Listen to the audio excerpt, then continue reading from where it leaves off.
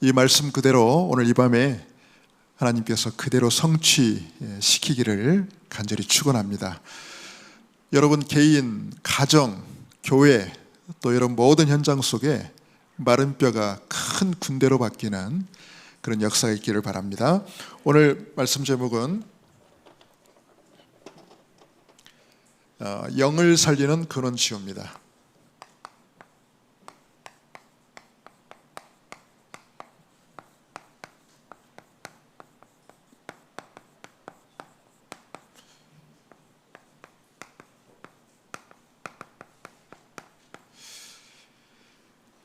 이 근원치유라는 이 단어는요, 제가 만든 단어가 아니고요.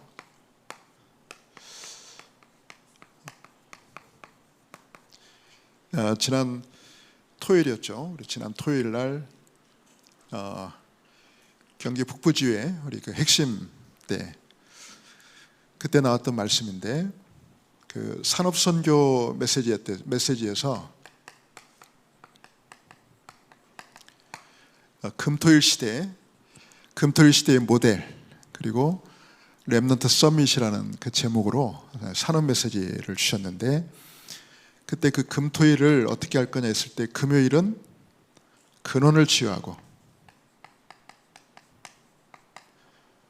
토요일은 세계를 치유하고 또 주일은 교회를 치유하라. 자, 이렇게만 말하면 뭐 구체적으로 뭘 어떻게 하라는 건 없잖아요. 그런데 이 산업선교 메시지는 오전 9시에 주시는 말씀이고, 그 전에 지역 목회자들만 따로 모여가지고 또 주시는 메시지가 있어요. 지역 목회자 메시지인데, 여기에서는 이제 한 명, 한 팀이라는 그 제목으로 지역 목회자 메시지를 주셨는데, 자, 금요일에는 치유 기도회를 해라 그랬어요. 그 토요일은 핵심과 렘넌트를 키우는 모임을 가져라. 그리고 주일은 세 가지 흐름을 개인화시켜라. 이 세 가지 흐름이 뭐죠? 말씀의 흐름, 기도의 흐름, 전도의 흐름. 자, 요 지역 목회자 메시지 때는요, 좀 구체적으로 이렇게 말씀을 하셨습니다. 그래서 오늘 우리가 좀 관심을 가져야 될 부분이 이제 이 부분이죠. 우리가 금요일 날 지금 여기로 모인 겁니다. 근원치유. 그 근원치유를 하는 것이 바로 치유기도회다 그랬어요. 그래서 저는 이제 이 말씀을 묵상하면서 근원치유, 근원을 치유한다. 그래서 저는 붙잡은 게 이겁니다. 내 영을 치유하는 거다. 내 영을 살리는 것이 근원치유다. 자, 그래서 오늘 읽은 본문에 보면 에스겔이 본 이 마른 뼈의 환상이 나옵니다. 자, 근데 이 마른 뼈를 뭐라고 성경은 말하냐면, 에스겔 37장 11절에 보면 이렇게 말해요. 인자야, 이 뼈들은 이스라엘 온 족속이라. 즉 완전히 영적으로 사망한, 영적으로 죽어있는, 영적 사망 상태에 있는 이스라엘을 가리킵니다. 자, 그게 이제 37장 11절에서 확실하게 이렇게 말씀하고 있죠. 자, 이들은 이스라엘 온 족속이다. 그리고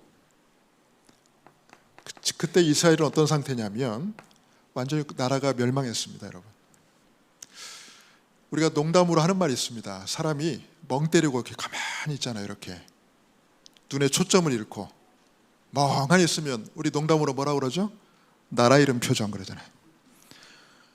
여러분, 완전히 나라가 망했어요. 그 증거로 지금 포로로 잡혀있잖아요. 포로. 지금 에스겔 선지자 자체도 지금 포로로 끌려온 바벨론 현장에서 선지자로 부름받은 사람이에요. 자, 그러니까 소망도 없죠. 포로 주제에 무슨 소망이 있습니까? 자, 그래서 이 마른 뼈라는 거는 한마디로 말해서 절대 불가능한 겁니다. 절대 불가능한 거. 절대 불가능한 상태입니다. 그리고 생명도 없고 능력도 없고, 그러니 당연히 뭐도 없어요? 변화도 없고. 자, 그 상태가 바로 마른 뼈입니다. 그러면 여러분, 이게 그냥 문자적으로 상징적으로 영적 사망 상태에는 이스라엘만 가리키냐? 아니죠. 지금 저와 여러분이 살고 있는 이 시대와 이 현장에서 요 마른 뼈가 뭐겠습니까? 하나님을 떠나서 죽어있는 영입니다. 그죠? 하나님을 떠나서 완전히 죽은 영. 영이 죽어있는 겁니다, 여러분. 제가 최근에 말해요, 그 마약 중독 그 재활 치유센터에서 생활을 하고 있는 어느 그 20대 젊은 여성, 제가 만났다는 게 아니고 이제 유튜브 영상을 본 거예요. 이제 방송에서 나온 영상인데, 보니까 이 사람이 지금 마약 재활센터에서 지금 거기서 입소해가지고 지금 이제 치료를 받고 있는 거예요. 근데 어떻게 해서 이렇게 마약 중독자가 됐는지. 그러니까 이 사람이 그 본인만 이렇게 마약을 중독을 한 게 아니고요. 여러분, 마약 중독자들은 계속 마약을 사야 되잖아요, 그죠? 그러니까 마약 살 돈이 필요하잖아요.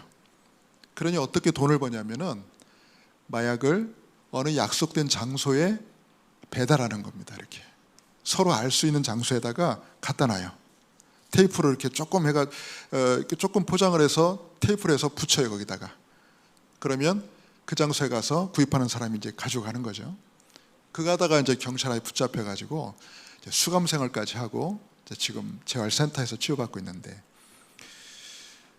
어떻게 마약 중독자가 됐는지 그 과정을 잠깐 이렇게 소개를 하더라고요. 자세히는 소개를 안 하는데, 어떤 경로를 통해서인지 모르지만 하여튼 이 사람은 원래 응급구조사로, 병원에서 응급구조사로 일하고 있던 분인데 어떻게 강제적으로 마약 투약을 당한 거예요. 마약 주사를 맞고 성폭행까지 당하고.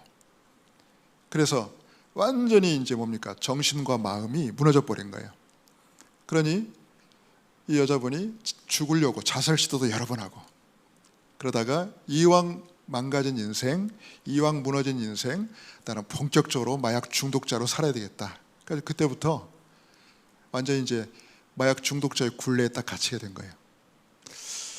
근데 저는요, 그 얘기를 듣는데 저건 아니지 싶더라고요. 아마 보통 사람 들으면 저건 당연하지, 누구나 다 저렇게 될 수 있지. 저는 아니었어요. 마약 문제가 아니었어요. 뭐의 문제입니까? 자기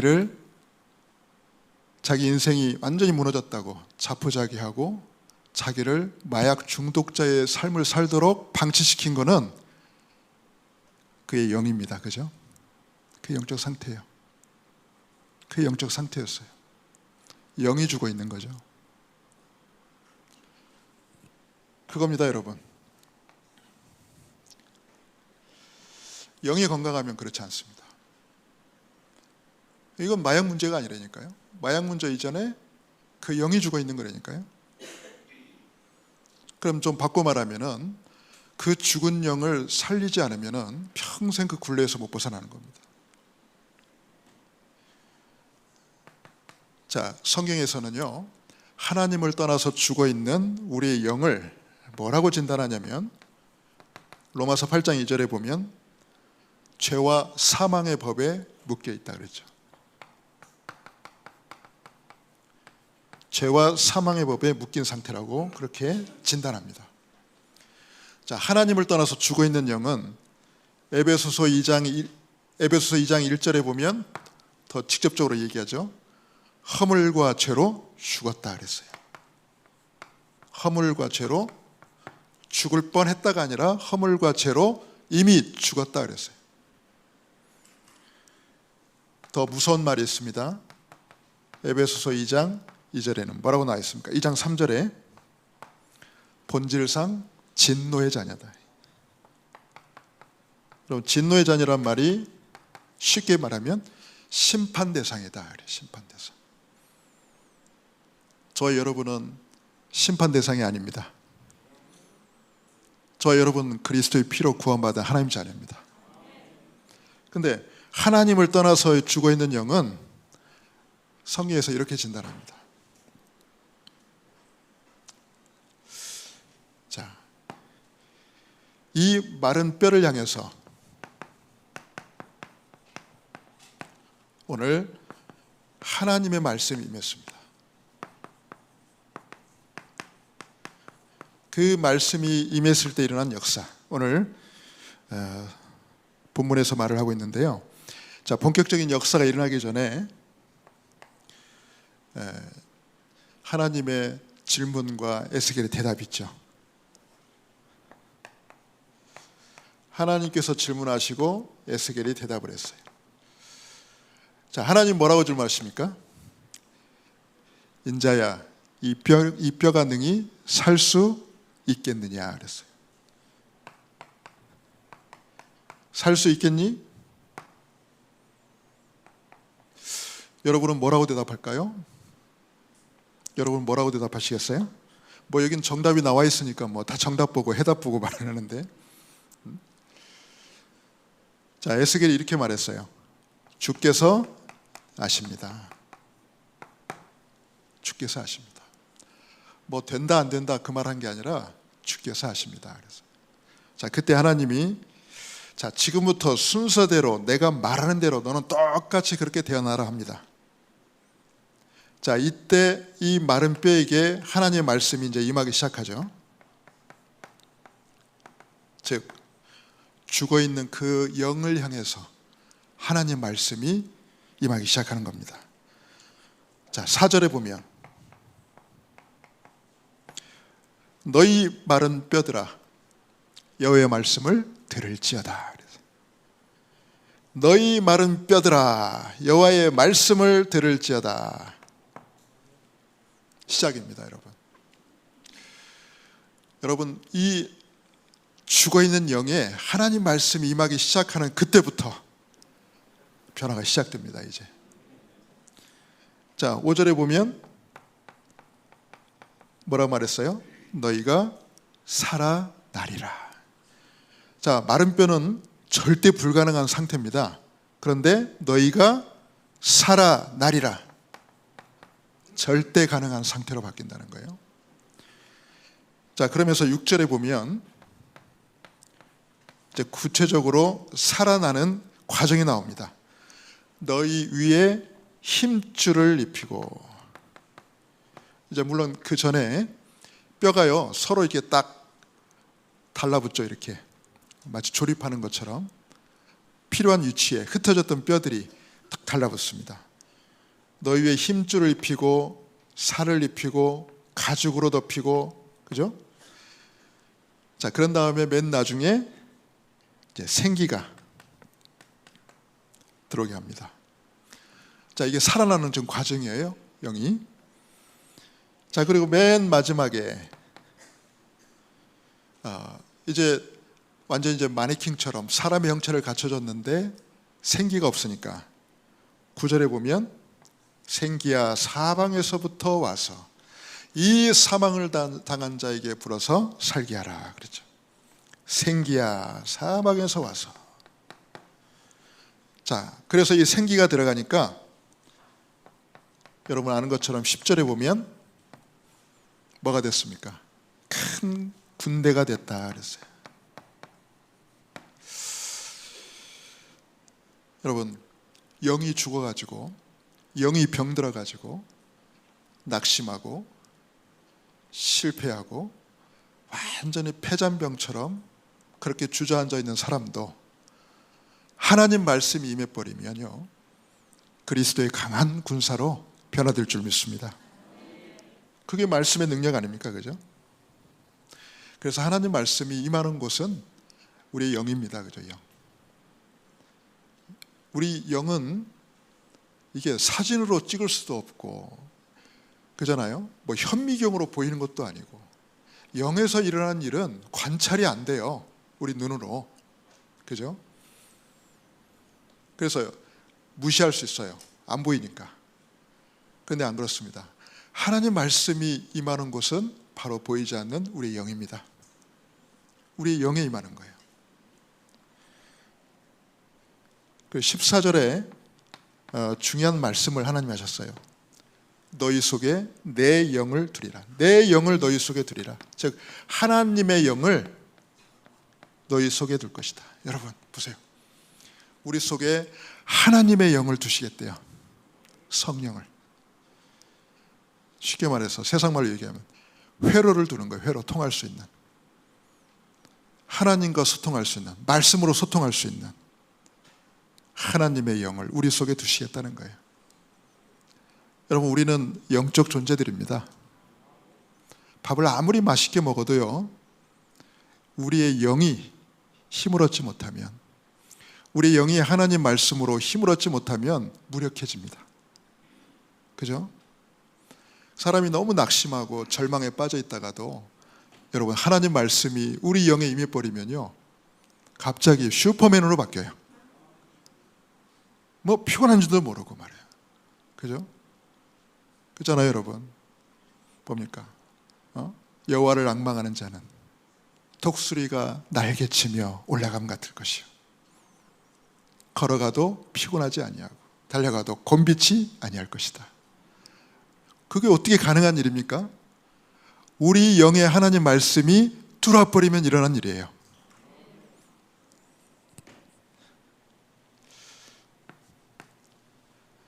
그래서 오늘 이 금요 기도회는 치유 기도회입니다. 여러분 오늘 여러분들의 영이 살아나면 다 끝난 줄 믿습니다. 오늘 영이 사는 시간이에요. 영이 살아나는 시간. 자, 그래서 하나님의 말씀은 영을 살리는 말씀이다. 영을 살리는 하나님의 말씀.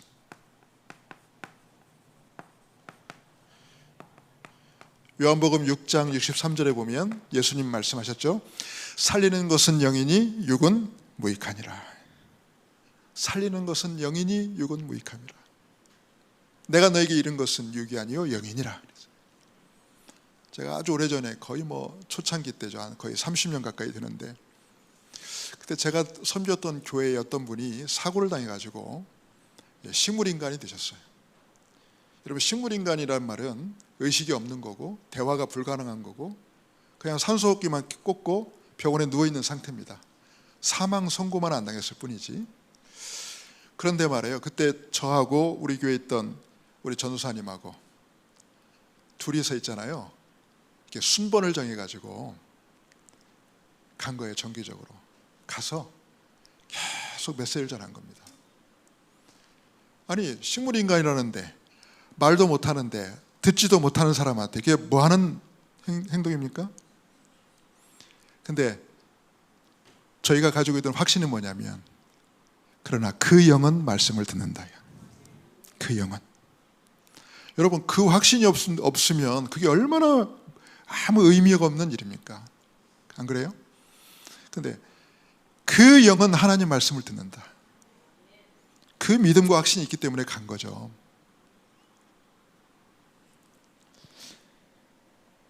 그러니까 여러분 영은 듣습니다.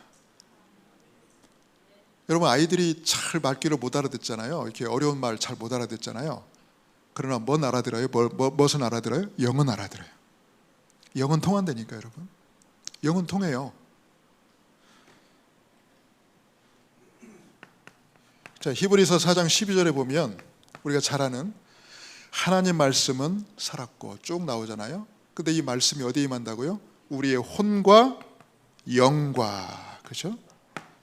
이게 하나님 말씀이에요. 하나님 말씀이 임하는 곳이 우리의 영입니다.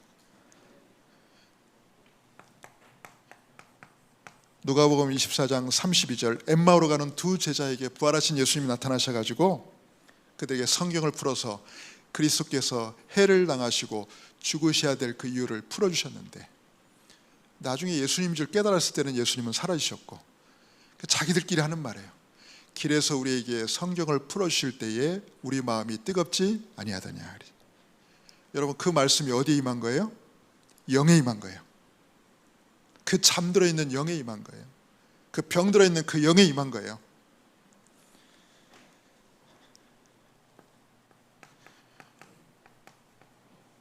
또 우리 사도행전 3장 16절에 보면 성전 미문 앞에 있던 그 안전뱅이, 자, 그 안전뱅이를 이렇게 세웠단 말이에요. 근데 그 베드로가 뭐라고 사람들 앞에 얘기합니까?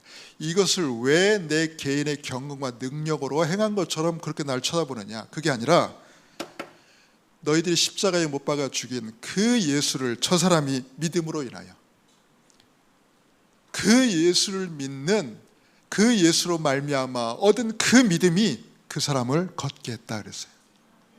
어디에 임했다고요? 영에 임한 거예요. 마지막 하나만 더 볼게요. 시편 19편 7절입니다. 여호와의 율법은 완전하여 영혼을 소성시키며. 여호와의 율법은, 즉 하나님의 말씀은 영혼을 소성시킨다. 소성시킨다. 이제 한국말이 좀 어려워요. 이거 한자지만 영어를 찾아보니까 컨버트더라고요. 상태를 바꾸는 거예요. 변화시키는 거예요. 우리 이 상태에서 이 상태로 완전히 바꿔버리는 거예요. 상태를, 영적 상태를 바꿔버리는 거예요. 여러분, 하나님 말씀은 상태를 바꿔버립니다. 변화시켜버립니다.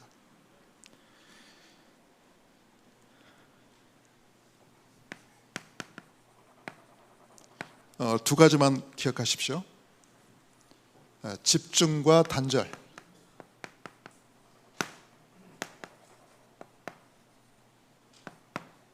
자, 첫 번째는 우리가 집중할 것. 내 영을 살리는 말씀에 집중해라. 내 영을 살리는 말씀. 그게 바로 서밋 집중 타임이다. 그러니까 말이 좀 되게 고급스럽고 좀 어렵잖아요. 서밋 집중 타임. 야, 얼마나 말이 어려워요. 혀도 잘 안 굴러가요. 서밋 집중 타임. 근데 쉽게 이해하자고요, 이거를. 그냥 내 영을 살리는 시간을 가져라, 그냥. 내 영을 살리는 시간을 가져라. 오늘 말씀을 가지고 또 설명하자면, 근원을 치유하는 시간을 가져라. 네, 근원을 치유하는 시간. 여러분, 영을 살리고 치유하는 것이 바로 근원 치유입니다. 자, 그러면 마지막으로 뭘 단절시켜야 되냐? 이제부터 뭘 끊어야 될까요? 내 영을 죽이는 것들. 여러분, 내 영을 죽이는 것들을 끊어야 됩니다. 뭘까요, 여러분? 예를 들게요. 말을 들어보면 다 맞아. 틀린 말이 하나도 없어. 그런데 듣고 나면 힘이 쫙 빠져. 그게 내 영을 죽이는 겁니다. 그죠? 하나하나 뜯어보면 틀린 말이 하나도 없어. 근데 웬일일까요? 왜 듣고 나면 힘이 쫙 빠질까요? 내 영이 죽을까요? 거기에 속으면 안 됩니다. 다 맞는 말인 것 같은데 듣고 나니까 내 영이 죽어. 하나님과도 멀어져. 교회와도 멀어져. 그게 내 영을 죽이는 겁니다. 그래서 복음이 아닌 율법 기준, 복음이 아닌 육신 기준, 복음이 아닌 세상 기준. 아니, 이거 가만히 들어보면 틀린 말 하나도 없다니까, 여러분. 다 맞다니까. 근데 딱 하나, 내 영만 죽어. 내 영만 죽으면 되니까. 힘이 나야 되는데 힘이 쫙 빠져. 여러분, 이게 엄청난 마귀의 함정입니다. 여러분, 그 몸에 안 좋은 음식일수록 보면 자극적인 맛이 강해요. 그죠? 달고 맵고 짜고 얼마나 땡기는지 몰라. 가만히 눈만 감으면 그 음식 생각나고. 근데 몸에는 안 좋아. 근데 몸에 좋은 것일수록 보면 좀 밍밍하고 맛도 없고 막 그래 이걸 왜 먹나 싶고 차라리 몸이 나빠져도 나 이거 안 먹는다 막 그러고. 근데 그게 몸을 좋게 만들어요. 여러분 무엇에 집중을 해야 되냐? 무엇을 단절해야 되느냐? 내 영을 살리는 근원 치유를 실천하시고 승리하시는 저 여러분 모두가 될 수 있기를 주님의 이름으로 축원합니다. 기도하겠습니다. 하나님의 은혜와 사랑을 감사합니다. 내 영을 살리는 가장 근원을 치유하는 이 축복이, 이 응답이 오늘 이 밤에 이곳에서 일어나게 하옵소서. 각자가 흩어져 있는 모든 현장 속에서 매일매일 내 영을 살리는 근원을 치유하는 서밋 집중 타임이 회복되게 하여 주옵소서. 근원이 치유되지 못해서 무너져 있는, 영이 죽어 있는, 영이 병들어 있는 현장의 많은 사람들을 건져내고 살릴 수 있는 현장의 망대로 모두가 쓰임받게 하옵소서. 살아 역사하시는 우리 주 예수님의 이름으로 기도하옵나이다. 아멘.